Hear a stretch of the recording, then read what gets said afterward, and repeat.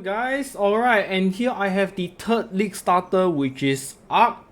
Many of you guys have already played this. This is definitely the best, or one of the best league starter to transit into the low budget CLC because of how smooth the progression is from Act 1 all the way until you complete the low budget CLC, right? Okay, so just a quick intro. Okay, this is a range lightning damage spell build.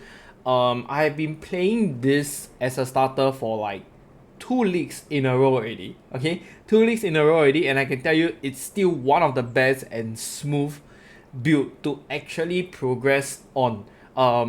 Okay, it might lack in single target damage, but in terms of clearing packs of monsters, definitely an S tier. Definitely an S tier. This is like just a no-brainer because it's literally just chain lightning. Okay, you don't have to target stuff. You just need to shoot or activate the first lightning, and it will just chain everything else in its vicinity, and that's why it's really very good. But yeah, in terms of single target damage, you probably have to linger around a little while more to actually kill off those very tanky rare monsters or even like egg bosses. Okay, but that's the downside of it. But otherwise, this is really good. Okay, and once again, I do bear in mind that this build was made to transit into a low budget COC build, easier with the lesser respect points, less hassle to level up the skill gems that's required for low budget COC. So if you are referencing from someone else build, it will be a lot more different from mine. Okay, just take note of this. Alright, and let's just kick in. So what are the pros for Ark? Okay, it is best at clearing packs because it just literally has an inbuilt chain. Okay, when you see packs of monsters when you go through the act, usually if you are not using either a chain or something else that can clear things around you, you probably have to stand and turn your character just to clear monsters that are around your area or within your screen. Okay, however, for Ark, right, it is so automated that it has a built-in chain, and it has like so many chain. I think +7 or +5 even. Okay, I can't remember what exactly is the base, but I know it has a really good amount of chain. So usually when you see monsters like in front of you, at the side, or even at the back that's catching up to you if you are going very fast, Ark just does the job super well because it can not only hit in front of you. Let's say if there's monsters in front of you, at the side and behind, all you gotta do, right, is just cast a few arcs in front. It's just gonna chain all the way behind, and that's why it's just so good. For leveling through the X, there is not much hassle. You will not be under level actually, and I really don't know how to explain, but it's just so good at this. Okay, you really can't find any other skills that just clear packs very well. Okay, and next, you can get this in Act 1 after clearing Siren Cadence quest. So that's why you have so easy and early access to Ark in the early games. You're just going to be snowballing your way from Act 1 onwards all the way until the whole campaign is completed. Okay, third, so this is very safe for bossing, okay, because of its long range. So you don't really have to go into melee range because we all know melee range is very dangerous. Probably anything can happen, like explodes and poisons and stuff. So when you are at a range, you feel a lot more safer than melee. Okay, fourth, it is actually a spell base, so you don't need to scale accuracy, unlike melee builds where you have to scale both accuracy and you have to be mindful of your mana. So since this is a spell based build, you only need to be concerned about your mana, and mana sustainability is very easy for this build. If you were to just follow my POB, you will never run out of mana. Okay, except of course for Act 1 and Act 2 where you still don't have a lot of access to all of these nodes, and your clarity is probably a very low level, but once you ramp it up, it's going to be very easy. Okay, cons for this build. Like I mentioned earlier, it lacks single target damage. Okay, so when you're fighting those egg bosses, do not expect to clear it in like, let's say 30 seconds or 45 seconds or so. This is not a dot damage. You are definitely gonna take probably more than 1 minute to clear them. Okay, this is the only downside of it, which I feel it is okay, it is forgivable because it just has such a good clear. It probably will lack in something else. Alright, and the second cause of this is if you actually see a lightning and shock resistant monsters, rare monsters, magic monsters, whichever, they are really very hard to deal with because you can't shock them. And if you can't shock them, you will not be doing extra damage. Usually, if I see all of this, I will just walk away or run away. Right, okay, with that said, right, I will be showing a short clip of a heist gameplay. Like I always recommend players to do heist on league start right after you complete a campaign, because heist will give you the most amount of jewelries, which is very hard to find in maps, and this can help you with your chaos recipe, which in turn will be very important for you to transit into a low budget COC. Okay, after which I'll just briefly go through on the POB, how to look, what are the important things to take notes of. And of course, last but not least, you can find the links to the POB and the rest of my league starter or builds in the description links below. Alright, if there's any other significant changes, I will always do an update video for the build. Alright guys, I'm gonna quickly do a heist contract and show you how Arc feels at this level. Okay, so even though I'm highly level, but there's a lot of points not allocated. So it's just a very quick showcase of how this build fares. Okay, my gems are literally not max level. They are like just bought off from the vendor. So you can see right, there was a pack of monsters like all scattered around, and they just died from me shooting this single boss. Oh my god, there was no buff. I did not buff up. Yeah, I did not buff up while killing that rare monster just now. It's just so good, okay? The auto chaining is just really very good. It gives a lot of QL whereby you don't really have to aim exactly where you need it to aim. Right, because usually when you play like projectile skills, you have to aim at the direction where the enemy is, right? But however, for this one, you just need to aim the first target, and the rest is just going to chain accordingly. Look at that. It just chains up everything else. So good and nice. Boom. Okay, what is this? Let's just open. Wait, if I open up.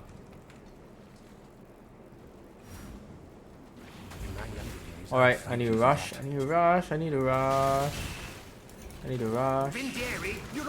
I'll take the goods later on. Hurry up.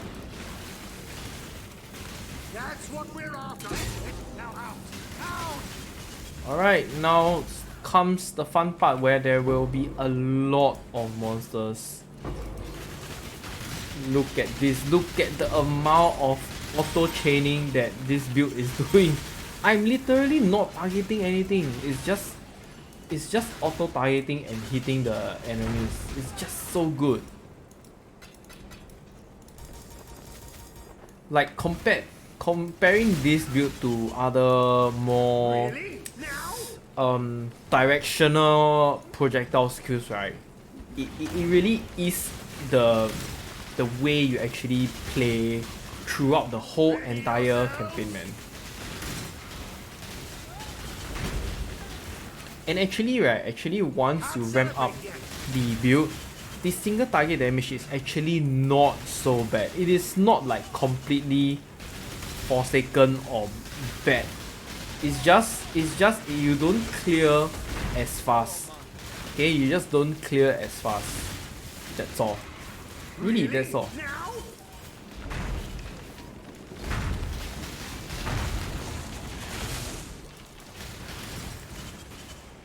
Okay, and we're done.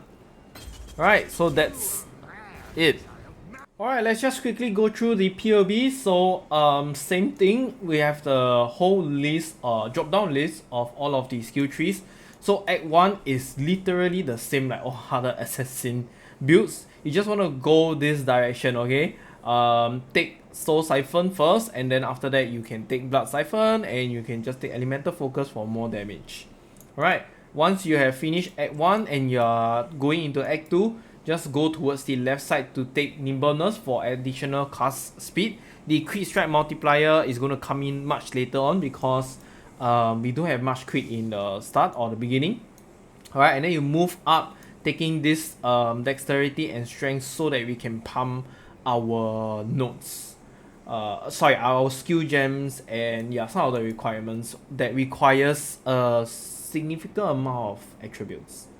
Alright, and next, in Act 3, you just want to go all the way left side to basically take Heart of Thunder and Deep Thoughts. Okay, so Deep Thoughts over here, you, like I mentioned in all other League Starter, you can actually change this to regenerate 5 mana per second because at the beginning, you don't need the reservation efficiency.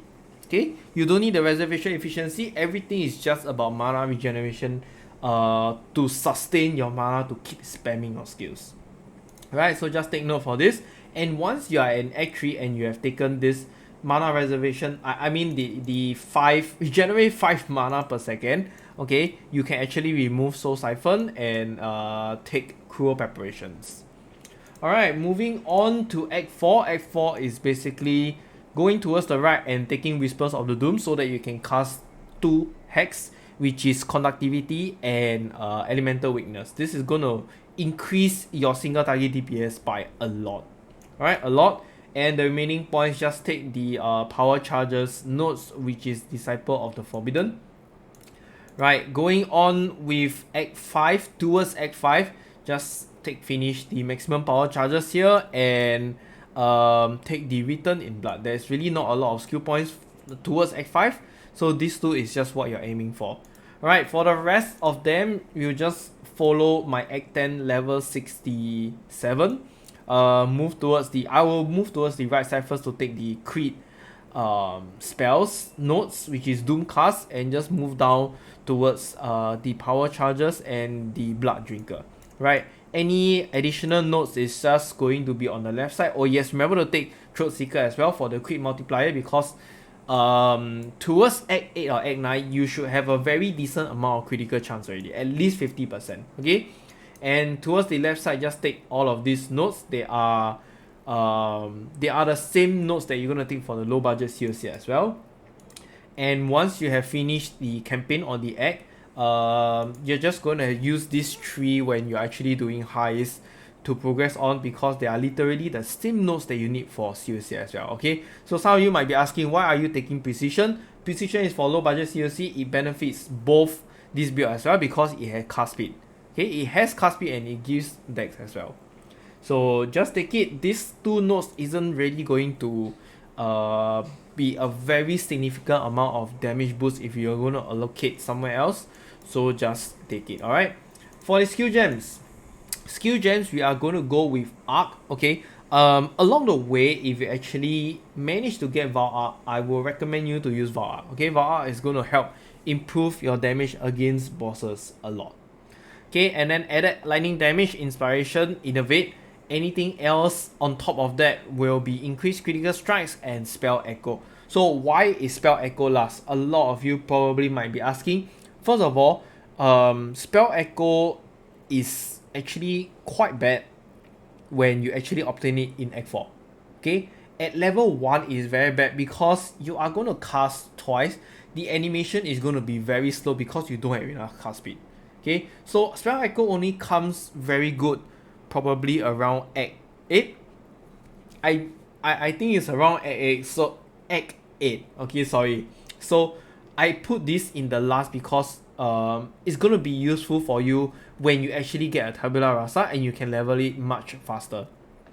Either way, when you transit into the low budget COC, you're not going to use this anyway, so not much of a diff. For the debuff, just use Arcanist Brand with Conductivity, Elemental Weakness, and Increased Duration. We will not be using Head Start here because we really need the curse to be up as long as possible while we are hitting the rare monsters or the egg bosses or the mini bosses, whichever. Okay, we do not want to be casting alternate skills over and over again. So stuff like maybe wave of conviction.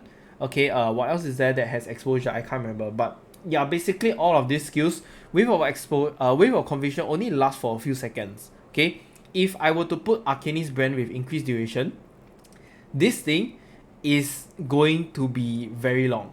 Okay, this thing is going to be very long. At least if I'm not wrong, at least about 5 seconds or more. Okay, I'm not sure if you can see from here. Okay, I doubt so. Okay, I doubt so. Let me just check. Here we go. Okay, skill duration. So the skill duration is actually 5 seconds. Okay, however, when you actually apply conductivity, all this, right, it's gonna stay for very, very long. So with this increased duration, it's gonna be at least 15 seconds. So you have 15 seconds to just hold down your arc and spam all your skills as much as you can, because that is our only source of damage. Okay, next will be Clarity, Herald of Thunder, Skitterbots link with Unbound Ailment. Okay, so first thing first, you need to remember, right, when you are equipping Unbound Ailment, okay, maybe I will separate this. Okay, let me just do a quick separation. Aura 2 and this is gonna be Aura 1. You cannot put them together.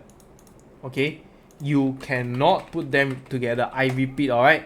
Because Unbound Ailment, you only want it to affect Skitterbots.